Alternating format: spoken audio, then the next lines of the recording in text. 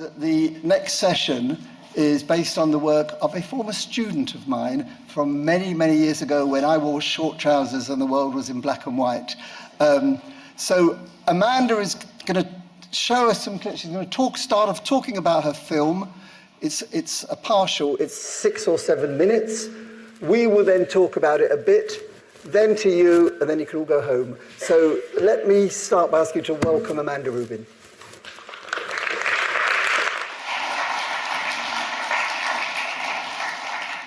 Thank you so much for having me here and for inviting me, Ivor, and Professor Ivor.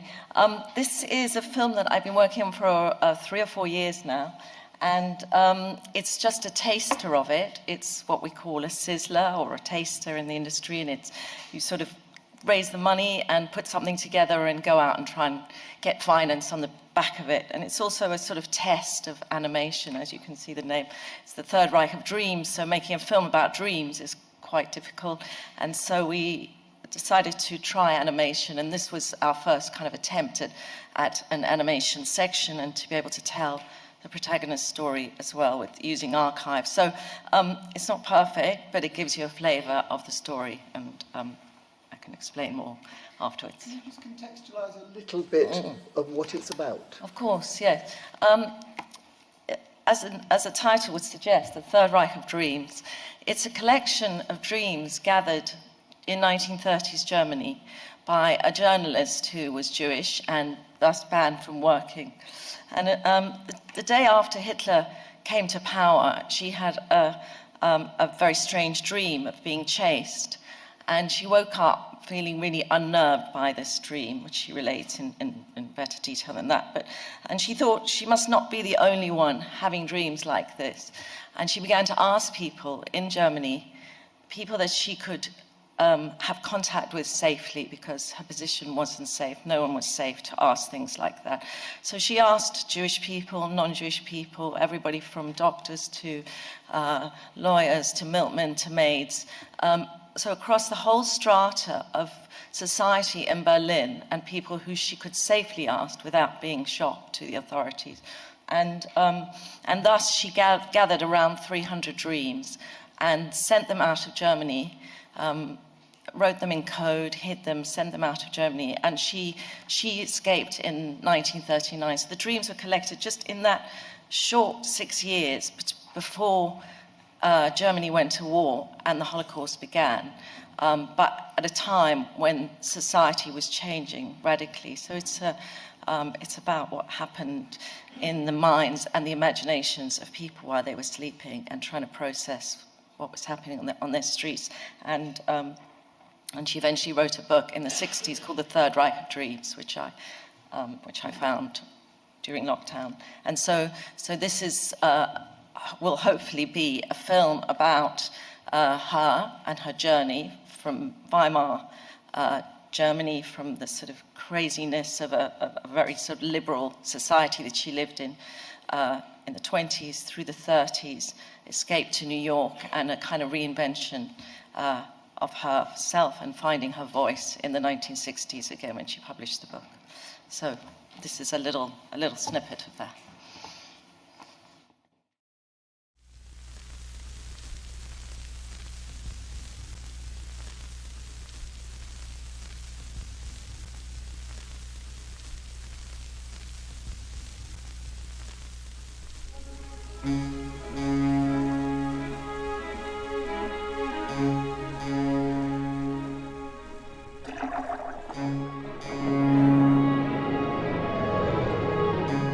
My name is Charlotte Barat. Looking back, I really believe I have lived through momentous times.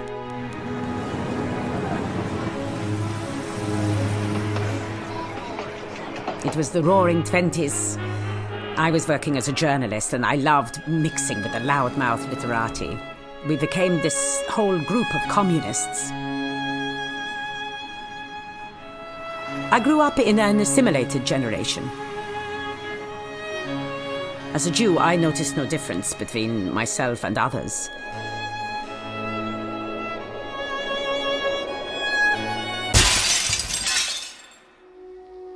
It wasn't until after Kristallnacht that Hitler made me feel as though I wasn't a German.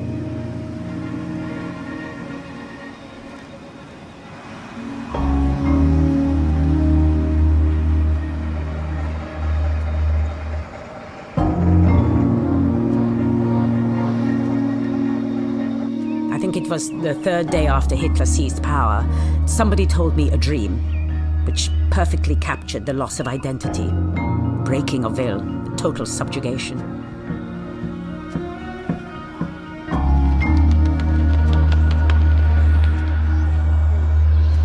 And so I set out to secretly collect the dreams the Nazi regime had generated. And it was not an altogether easy task, for people were often afraid to confide even their dreams.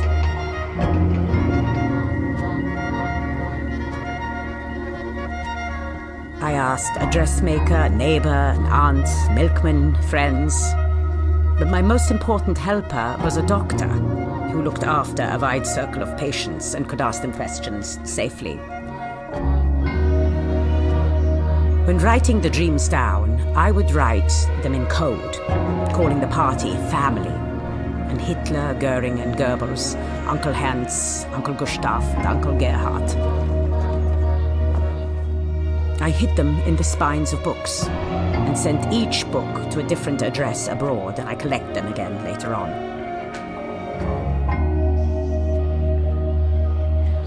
These dreams, these diaries of the night, were conceived without their author's conscious will. They were, so to speak, dictated to them by the dictatorship.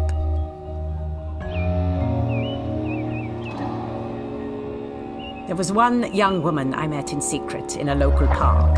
She was called Helga, a trained nurse. She wasn't Jewish, but she worried that people would think that she was Jewish because of the shape of her nose. Her dreams became filled with noses and the need to carry identity papers.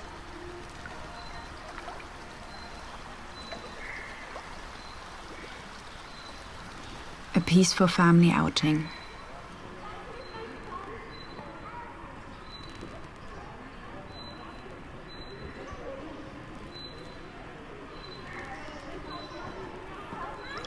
Mother and I had bought some cake and the photo containing our genealogy. Suddenly, a shout. They're coming. Everyone in the garden restaurant there on the Havel River knew who they were and what our crime was. Run! Run! Run! I looked about for a hiding place high up. Perhaps up the trees? Atop a cupboard in the restaurant? All at once, I found myself lying at the bottom of a pile of corpses, with no idea how I got there.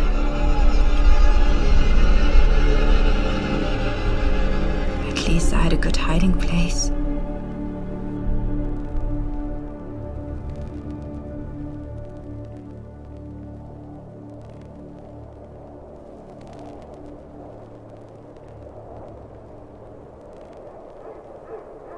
And one cannot help but be struck by the parallel to the mass exterminations that were to come. The final solution, 10 years later, when people who lacked the right papers actually did lie hidden beneath piles of bodies. For 6 years, as German Jews lost their homes, their jobs, and their rights, I continued in my quest to record the dreams. By 1939, I'd gathered 300 dreams. This is the testimony of the catastrophe of Hitler, unfolding in our minds. It was merely a matter of luck that I managed to get out.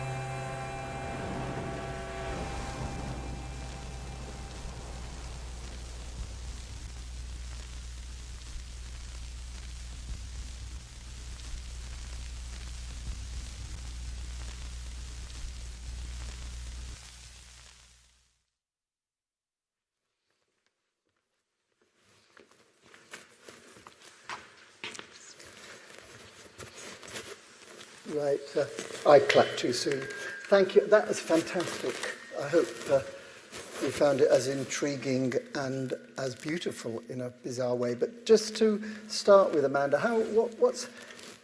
just say very little bit. You weren't making this sort of documentary before, were you? What sort of things were you doing, and how did this come about? Well, I've worked across lots of different genres in television. I've made everything from sort of travel to music, youth TV, social commentary, and latterly sort of music and arts. But I'd started to research a film about dreaming. Some story had come up and I was kind of really intrigued by it. And so I was just on that sort of journey, and somebody sent me an article in the New Yorker. This was around 2020, but I think the article was from about 2018, and it was called How Dreams Change Under Authoritarianism. And it was Charlotte Barat's story, and it was written by an Australian writer who'd come across this book in her book in a library with a quite extraordinary sort of cover, and she'd just been intrigued by the title. Obviously, the title's really sort of engaging, and so she'd sort of set out to sort of research the book, which was out of print in English since the mid-80s, but had continued to be printed in Germany. So it was still in print in Germany and other languages, but she couldn't find, nobody could find the rights to the book. So it's sort of been lost in some ways to the English-speaking language and academia and stuff. And there was just, she'd sort of hit a lot of dead ends, but she still talked about the power of the book, and then others picked it up in America because Trump had come to power, and to power, does that sound right? Trump was in. He got elected. Yeah, very much. You know, Trump was in the White House, and there were people talking. You know, there was this attempt to gather dreams under Trump. You know, how were people feeling about this, and what were their sort of really inner sense of where the country was heading? And so the article sort of piqued my interest, and I began to research it, and sort of came across and got further than she had got. You know, it was lockdown, Trump was in the White House, China was denying land leaks, Black Lives Matter protesters were clashing with police on the streets of New York. I mean, it was so surreal looking out of the window in lockdown and thinking, we're in this really strange sort of dystopian world, and people were beginning to collect dreams as well. You know, there's a UCL project. So I just sort of jumped onto this. It was just a really fascinating record of a bit of history that was sort of undocumented, really. Do you think through dreams, will it throw new light, or has it thrown new light on the rise of the Nazis and the way that the German population were feeling and thinking about it? Or does it reaffirm what we know from conventional history? I mean, I'm not a historian, so academics here, I'm sure, much better to speak to this. You know, dreams have not been used conventionally as proper records of history in a way. You know, they're not objective, they're not sort of factual in a way. But in the 1970s, I think this is the second edition of the book in German, had an afterword by a really famous German historian called Koselleck, and he considered it to be a really important piece of sort of evidence, piece of this sort of kaleidoscope of how you put history together and how you document and how you explain. And so I think what the dreams do, like a diary, and you know, she calls them diaries of the night, but in a diary you're awake and you're sort of editing your thoughts, but at night you don't have any control. So it's a sort of unedited, sort of raw version of your responses to what's happened in the day and your imagination about what could happen, and just all kinds of things come together in that sort of space. When you've read all 299, 300 dreams or whatever. Yeah, I mean, she only, the book has about 80 dreams in it. Even So, yeah. Did any of them surprise you about, in terms of the insight they gave to you about how people were feeling at the time? I think when you break it down, you know, none of it was surprising when you think about what happened. What was kind of extraordinary was there was a kind of portentousness to it. So like that one, you know, she dreams, she wakes up under a pile of bodies. They're quite surreal. They're very sort of dark. They're quite comedic, some of them, in the way that dreams can be. You know, just sort of crazy things clashing. What's really surprising about them is that none of the dreams have an element of wanting to kill Hitler or to rise up and sort of slay the oppressor or anything like that. And various people who've talked about the book and the dreams, Bettelheim, for instance, and others, have commented that, in a way, what the Nazis were doing was so complete, their management of propaganda and the kind of insidious violence that was both, it was obvious on the streets with the essay, but also the way that they were seeding fear in people, that even in their dreams, they knew not to dream about kind of rising up and kind of standing up. And in fact, what happens is there's lots of dreams about sort of adoring Hitler or wanting Hitler to caress them, or dancing or flirting with Hitler. So the opposite happens. People really wanted to kind of fit in and be accepted and be loved and be adored. And so it's quite, you know, it's kind of quite shocking. And some of the imagery, some of the symbolism, sort of like, you know, years before Orwell wrote his, you know, 1984, I mean, people dreamt about machines that were listening to them, even in their houses, you know, sort of hidden instruments that might be listening to them or reading their minds. There was a lot of fear, and that fear was sort of came out in this. Let's go back. You said people were dreaming of being caressed, loved by Hitler. Was this Jewish dreamers? Oh, I mean, she doesn't completely differentiate when, you know, who the dreamer was. Sometimes she would say things like, you know, a non-Jewish woman would dream about fear that her nose, you know, was too long and might show, you know, that the authorities might think she was Jewish. But I think there were a lot of, she calls them erotic dreams, but, you know, dreams of women. I mean, there was a huge cult, obviously, around Hitler, and women, there was this kind of adoration of Hitler, and so people sort of subsumed that into their dream life. And so, you know, there are lots of rather amazing scenes of dancing with Hitler, or Hitler stroking their hand, or, you know, just sort of kind of really creepy, horrible stuff, you know, but a desire to be wanted, to be accepted, to be included in that. Making a film about dreams is not easy. You know, making documentaries, let's go to the place and shoot them or interview a few people. Did that not put you off? I mean, there's a brilliant animation sequence at the end, but it's not an animated film, is it? No, and I mean, I've sort of struggled with that a bit, as partly why it's taking so long to get it made, is to try and find a visual language that I can, I mean, as you can see, all that archive is just grabbed from loads of places. A few stills are of Charlotte, and she's got a big archive in Marbach in the Deutsche Literature Archive.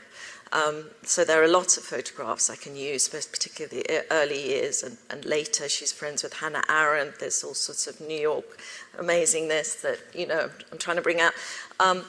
So, you know, what's challenging about the film is sort of, you know, how do you tell this story over 4 decades? What do you see? There's quite a lot of her writing, both in the book, and she was interviewed a lot in German radio in the 60s, so it's quite a lot of her story, which I can use, but how to tell the dreams, it will be something like those animations or CGI animation stuff, and then how to tell her story will be reconstruction. I don't think that, I mean, it does sort of work for this, but you can't sustain it for 90 minutes, just archive, so we'll do reconstruction of her life. For the benefit of any would-be documentary makers thinking of taking on, do you want to just talk us through the project from beginning to where you are now and where you want to be?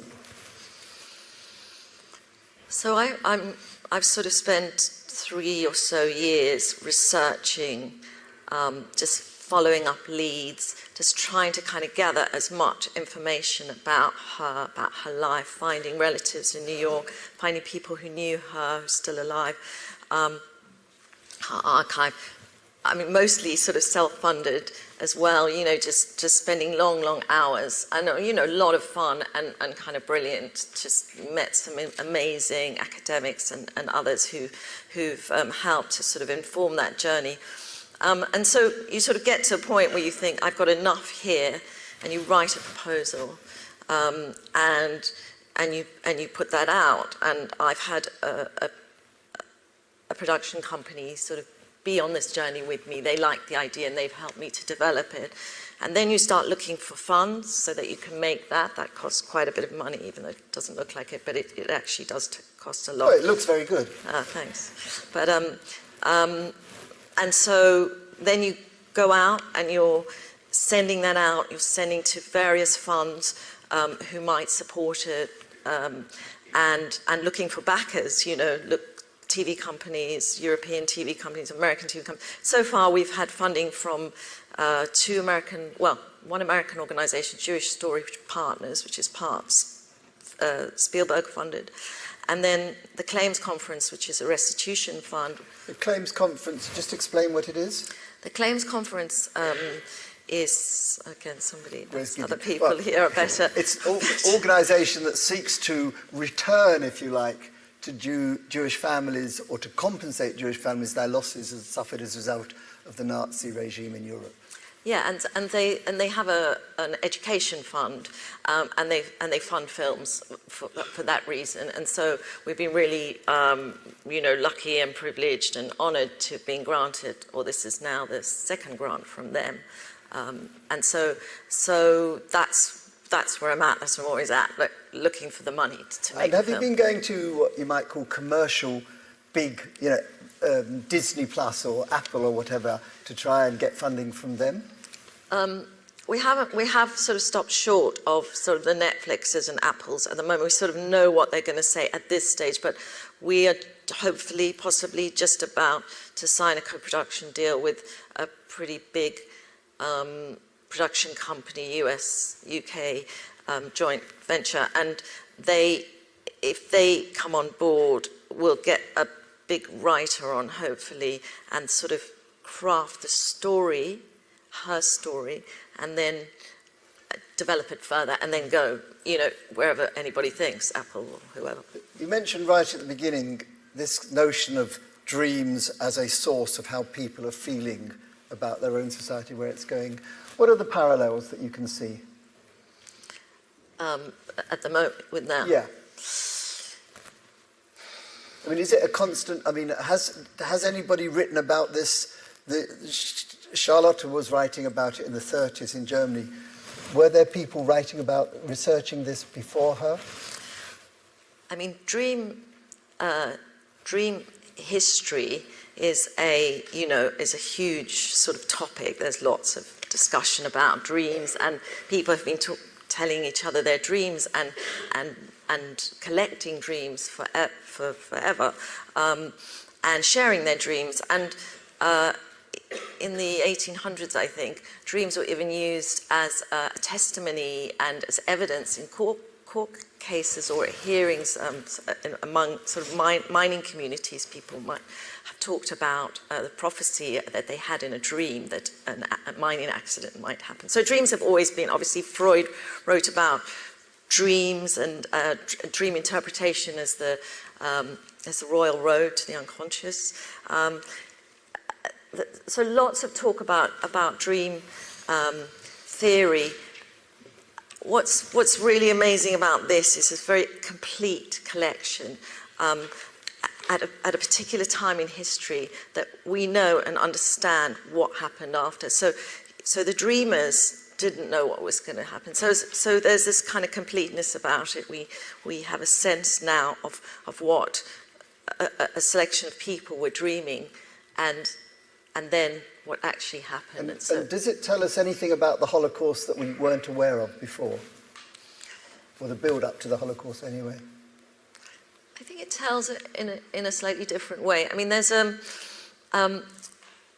recent years, so very recently, Russian students have been gathering dreams about what happened since the invasion, and so far, when I spoke to the person who was organising that, they were anonymized. Is that the right word? Anonymized. So they were kind of quite safe. Again, there was fear about, so similar to Germany, if the state had decided this was a subversive thing to be doing, they would have got in trouble. But at the point, and I haven't spoken to her for about 6 months, they were still safe. So they were collecting dreams. In the Ukraine, they've been collecting dreams as kind of records of how the body is affected by war and violence. It's a kind of meeting of history and the body. It's about the individual experience. History has this great arc of facts and, dates, and it's quite sort of male sort of telling of history in a way. And dreams are about the body and the emotion and the kind of more unknown spaces that people inhabit, the everyday spaces, and how, and certainly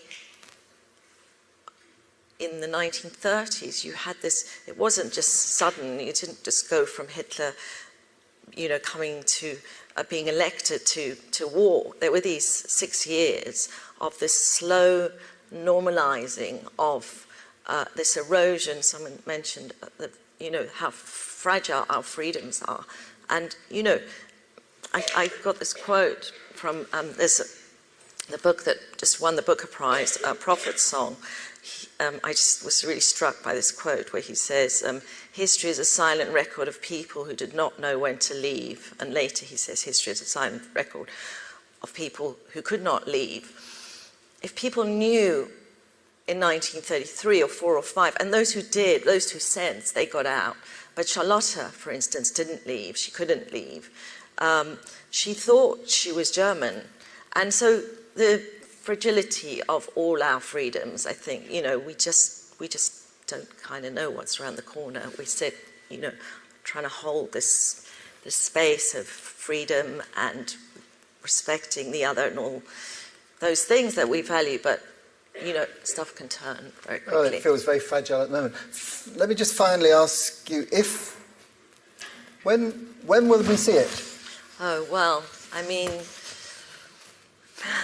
if someone's going to give me some money as soon as possible, as soon as I can get it made. I've worked on it too long. But the book, actually, what I didn't say was I traced the rights of the English rights to a man who lived about 10 streets away from me in London, and he thought he'd lost them, but I kind of persuaded him to keep looking, and he found them, and he gave them to me. The rights paper. Gave him the rights paper. Yeah, he said he'd thrown them away, and I was like, nobody throws their rights of a book away, surely. So he'd been given the rights by the author in the 80s and published it in English. So that was the last time it was published. So I took it out with the help of an agent, and Princeton University Press will be publishing it at the end of this year, just after the US election. So that's going to be really interesting, because those months leading up to the election will be, historically. Dreamland or nightmare. Dreamland or nightmare. So the film will hopefully, follow on the heels of that, if I can get it made in a year or 18 months. Right, okay. Right. I'm inviting anybody to ask questions about films, dreams, or whatever. A gentleman put his hand up there. what I'm curious is when you pitch this to people for funding, obviously, I hate the word obviously, you must hear reactions from them. And I'm curious as to what they are saying as to why they think this is important, because I think it's tremendously important. I think the book, the Princeton University publication, will make a huge difference, because then people can conceptually get their head around what it was and who she was. But I'm curious as to what kinds of responses you get to your presentation and your pitches. This is the first time I've sort of done a sort of live, or, you know, I actually talked it mostly when you apply for money, you do a written presentation. So, you know, just lots of sort of honing that, and usually just either get a no, you know, or doesn't get selected, or you get, yeah, you know, in the case of people who have so far funded. There's definitely a lot of interest in the subject, and in fact, even in the short time I've been working on it, it's grown and grown, and people can really sort of see it now. I mean, you know, these last 6 months or since the Russian invasion, but even, you know, there's just this kind of build, and we just see that fragility is like really clear, and the cracks in all of our democracies. And so, largely, it's really positive. I mean, the BBC, we got from the BBC history that it was too conceptual for them. But, you know, they got no money, and it's such a huge punt for them to take. I mean, I obviously really believe in it, and I think it can be something amazing and really thought-provoking, and that's why I've stuck with it, and hope others will see that, the kind of relevance. And I just really like films that make people think on their own, and rather than tell them what to think. You know, I mean, there's nothing definitive about this, you know, it's not going to change the world, but if it makes people think about how we record history, this sort of completeness about, you know, how we document what happens to us, but also just about being alert and alive to what is happening around us, the importance of taking notice. I mean, that was a really brave thing she did. She risked her life to do that. And so there's also a sense in which, you know, what would I do, you know, if faced with a similar time, you know. That's always the question, isn't it? When you see people walking off to, you know, being rounded up by the Nazis, and you think, oh, look at them, lambs to the slaughter. But, you know, we'd all be lambs to slaughter. I see a hand. Yes, lady, woman there, and then I'll take you next. Yeah. Is there a mic near? Sorry, there's only one, and it's travelling. So actually, let's take the question there. Thank you. Because the mic's nearest, and then we'll come across. Thank you. I found your film fascinating as well on many different levels, and it's very relevant to the subject matter of today, because the concept of fragility of democracy, and it just reminded me of not just pre-war Germany, but also Stalinist Russia, and the fear and the inability of people to be honest and turn the other way. And I think it's a good reminder of today, because so many people are turning the other way and not wanting to know. They'd rather bury their heads in the sand, maybe because of fear again, and it's this fear that it becomes the dictator. And that's what I think is coming out in the film. Thank you. Okay. Now we've got to. Do you want to start, and we'll see if the mic can make its way across to you? I'm very privileged of being here today. I'm a Ukrainian researcher. I'm right now staying with Newcastle University, and I've lived in those conditions you described for 1.5 years in Kharkiv. I'm very grateful for all that symbolism I've seen. I would very much like to bring you in contact with some of my friends who also have dreams in the wartime Ukraine. But my question was about a different thing. I totally related to what you've said, and I was wondering about two things: whether there was some evolution traced in the dreams that shaped themselves at the beginning of the Reich establishment and throughout its process of the propaganda increase. And secondly, whether the color of description of those dreams, and possibly the color that you would use in your future film, did it play any role in the portrayal of that penetration of the propaganda that people experienced in their life? Thank you so much, and very privileged to be here again. Thank you. Do you mean by colour, do you mean the use of colour, yes, where the colour comes in? Absolutely. Thank you. Yeah. So three things actually. One is that I have been in touch with the Centre for Urban Studies, I think, in Lviv, and they've put together a big anthology of, in fact, Professor Ivor put me in contact with Magdalena Solkos and various people. So I've looked at that manuscript, which is about to be published, and that's rather brilliant.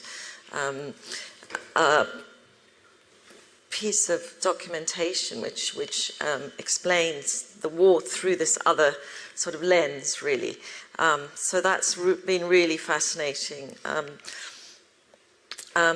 Sorry, I remember your third question was about colour, but I don't remember what your second one was. The evolution, yeah. She doesn't really categorise it like that. In a sense, I need to find these, in order to tell the story of what was happening, I'm going to need to find dreams which somehow, the dream which somehow is symbolic of a particular thing I want to talk about or explain, so that there's some sort of evolution through. But she sort of groups dreams together, which might all suggest a certain kind of narrative, or how a lot of people are feeling. The everydayness of it comes out very strongly, and the sense that it was the kind of ordinariness of it, and then sort of suffused with this sort of terror, this fear, this surrealness. So she talks about domestic objects like a lamp, that starts talking, or a cushion, or the oven. That really freaked me out. The oven.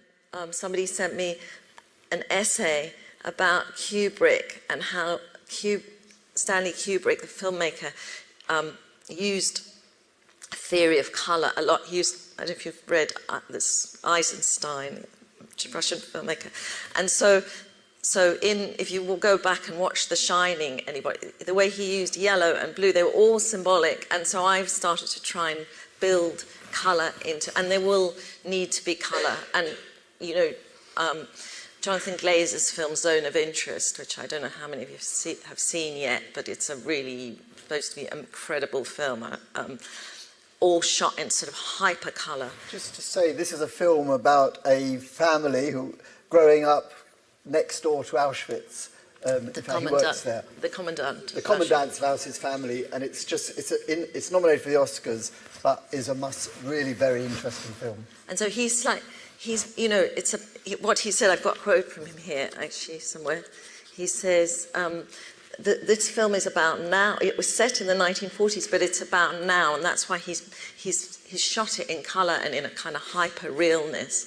And you never see the concentration camp, and you never see anything that because you know it, and we've seen so much of it. And there's something that, and he uses sound really powerfully, and it's something that I need to kind of build into my.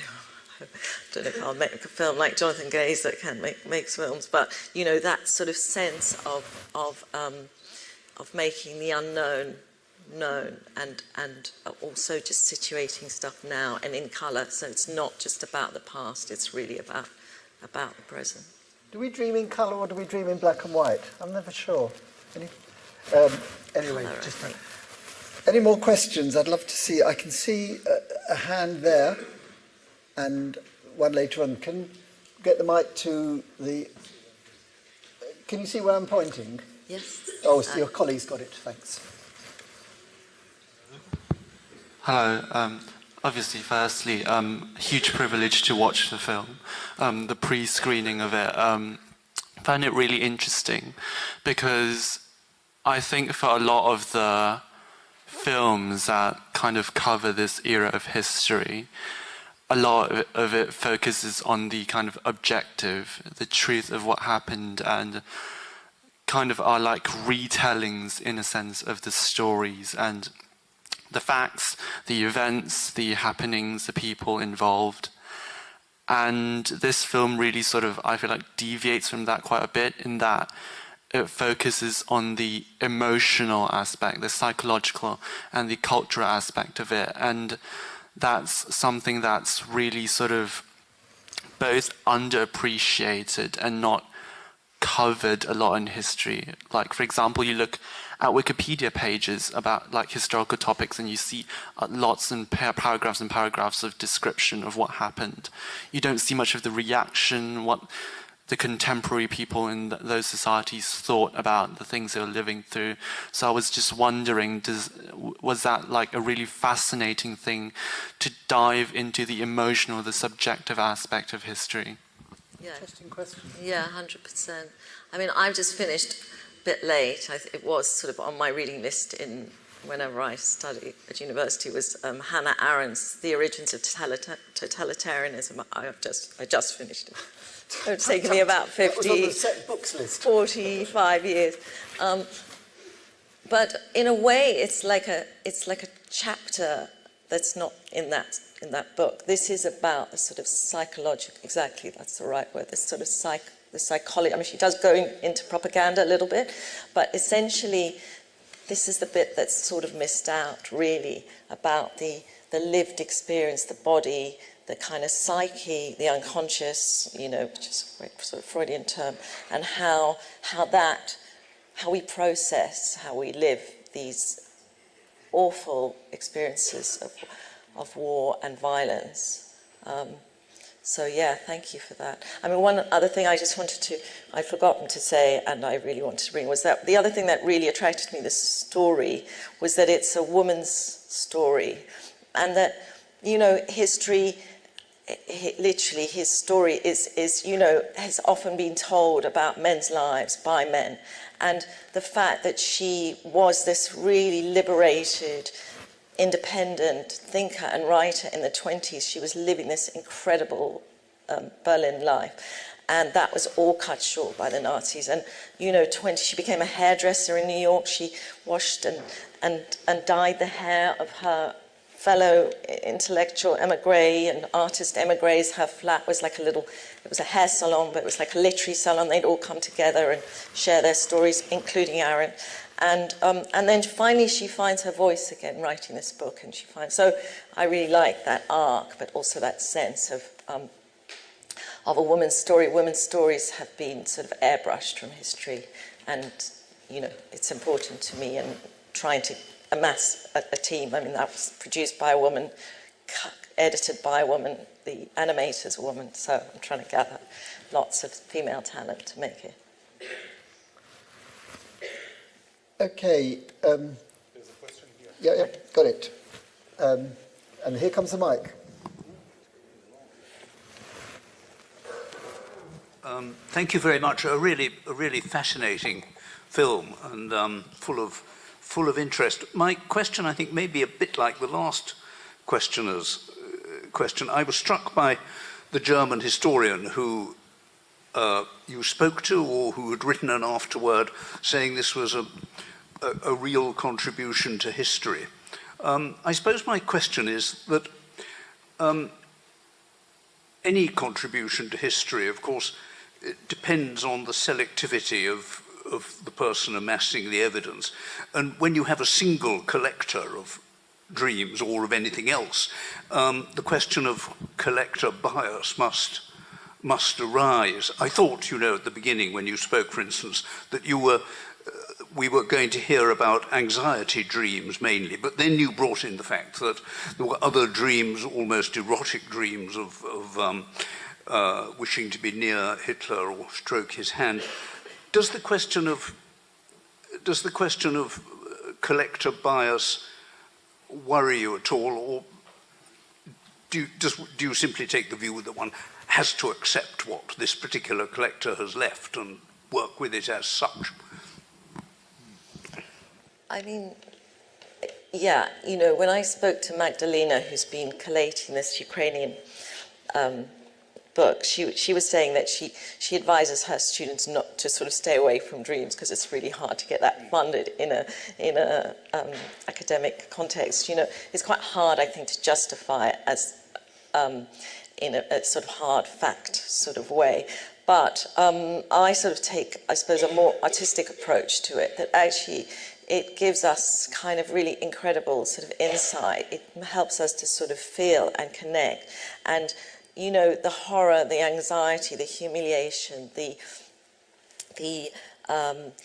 degradation, all those things sort of come out in ways that, you know, can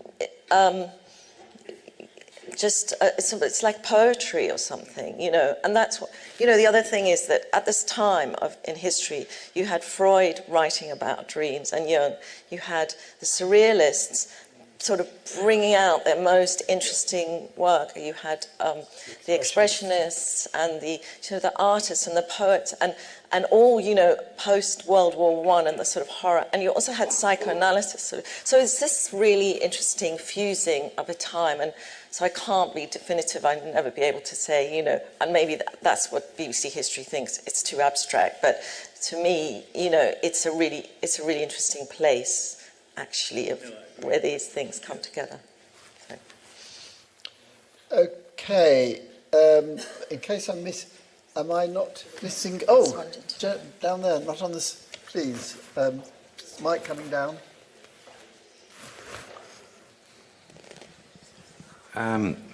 Your findings are quite remarkable. I came across the Third Reich of Dreams through Bettelheim years ago, and I just the copy that I have is from 1968, and he does the afterword.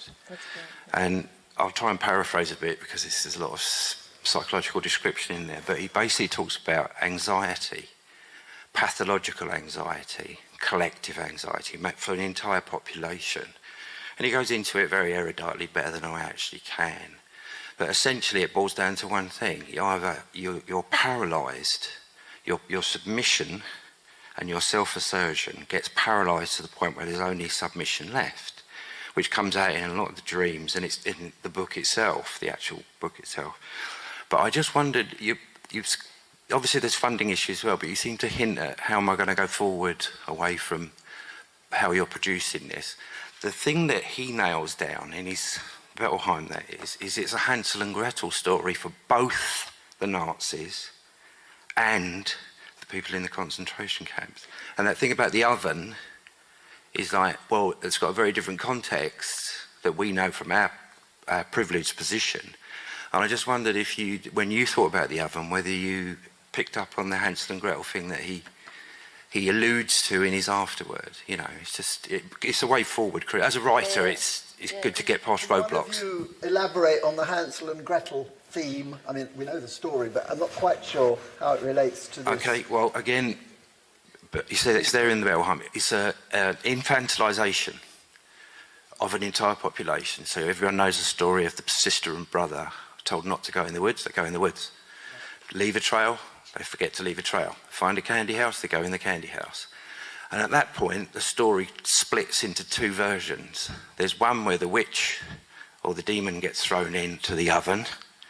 And then there's one where, as Grimm writes it doesn't work out like that. And that's the one that some parents lean on to make that don't go in the candy house.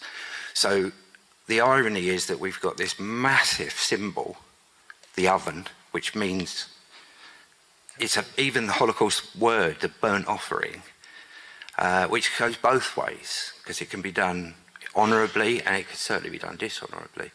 So as a way forward, I just wondered if it was a thing you'd considered creatively, because that story arc works for both types of witnesses in there. Sorry, that was a bit psychobabble. It's really interesting, you know. There's a huge complexity to her story, to this subject. Haven't gone as kind of granular as that, because I keep trying to sort of keep it in some place where it can be relatable and people can connect to it. And so that's my objective all the time. I will think about Hansel and Gretel. The other thing to say is that book's probably worth loads of money, so you should hold on to it because it's really rare and you can't. So you should, yeah. Right. Thank you. Okay, we're coming to an end now. I can see I'm being waved at. One more question there. There's a hand right up at the back, but I think it's somebody just stretching. Yes, please. I'll be quick. How much do you need to make your film? And secondly, will you look at other reasons for the fragility of democracy, like the abandonment of truth, for instance, or do you lose focus if you go too far? I'll take any amount of money. Everything will come together. But a film like this costs somewhere between $750,000 upwards, probably. So that's what I'm looking. I have some of that has been sort of earmarked, but a lot more is needed. I think there's all kinds of ways to allude to this sort of fragility of what we experience and also to sort of be true to this story. And so, that's my sort of challenge really is trying to just tell the story and what sort of pings off it, what people take away from it, sort of trying to stay with a kind of documentary ethos and sort of through line, but also be artistic and have some sort of license to allow people to sort of journey into their own minds and thoughts and stuff. So I don't know if that's quite answered it, but yeah, it's all to play for, really. You didn't expect easy questions, did you? Right, any more? Easy ones or hard? Right. Okay, well, let me end by thanking you personally for coming, but asking the audience also to thank you for the film. And